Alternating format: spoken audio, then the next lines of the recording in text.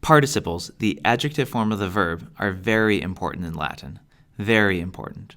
Whereas in English we love our subordinate clauses, Latin loves its participles. So this makes learning about participles rough for an English speaker. It's a bit of complex grammar and not something that's easily relatable. I'm going to talk about the present participle, how Latin forms it from verbs, and how it's used. First off, participles are verbal adjectives. So what does that mean? Well, most importantly, it means that participles are adjectives first and foremost. And so because of this, participles always describe nouns.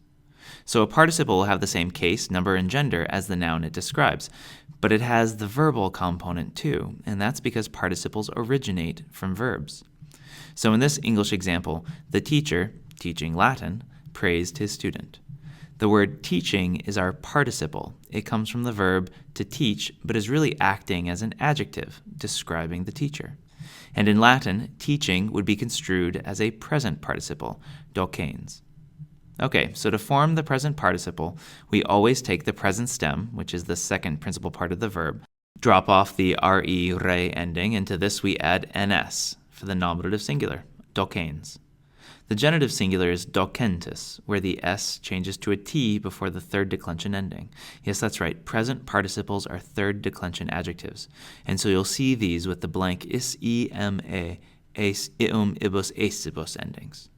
We translate present participles with the ing suffix. So docens docentis means teaching. Present participles are easy to identify, though, because of the ns, or even more so because of the nt in the oblique cases. This is the same nt that you find in the word present. That's right, the word present itself is a present participle. Praesens praesentis is from praese, meaning being present.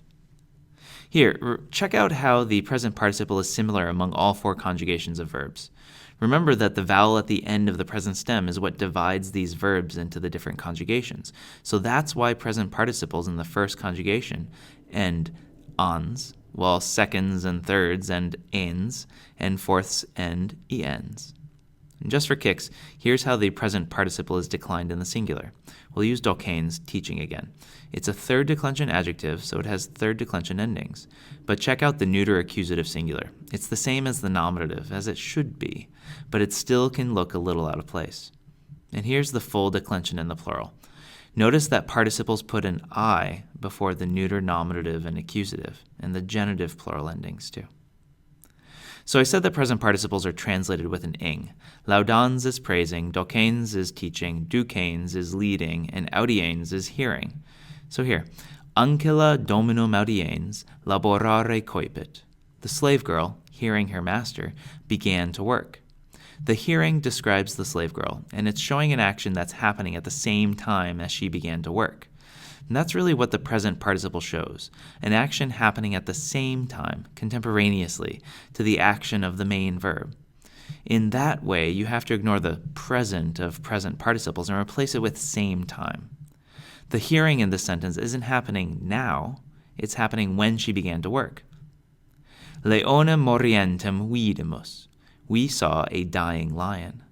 Morientem is in the accusative singular because it's describing leonem, and the dying is happening at the same time that we saw the lion.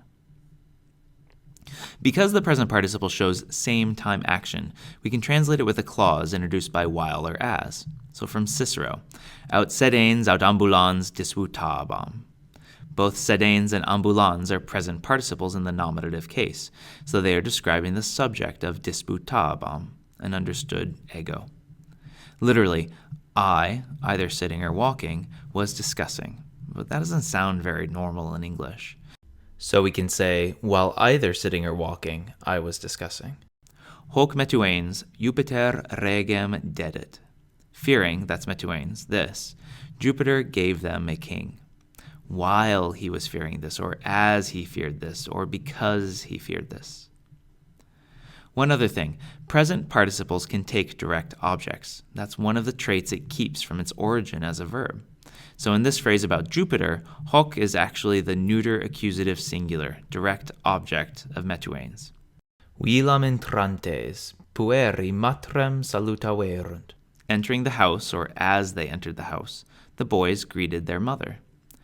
Velam is the direct object of the present participle entrantes. So those are present participles. A quick review. 1. Participles in general are verbal adjectives. They come from verbs, but in truth describe nouns, so they really are adjectives. 2. The present participle shows an action happening at the same time as the action in the rest of the sentence. 3. We recognize present participles with an ns in the nominative singular, or an nt before a third declension ending in all other cases. This nt is just like the nt at the end of the word present, and that's not a coincidence. And 4. We translate present participles in English with an ing on the end of the verb, teaching, praising, dying. But you can also translate it as a clause if you use while or as. And this can get a little tricky, but it's how English works. And sometimes that's the best way to translate Latin, from what Latin does to what English does.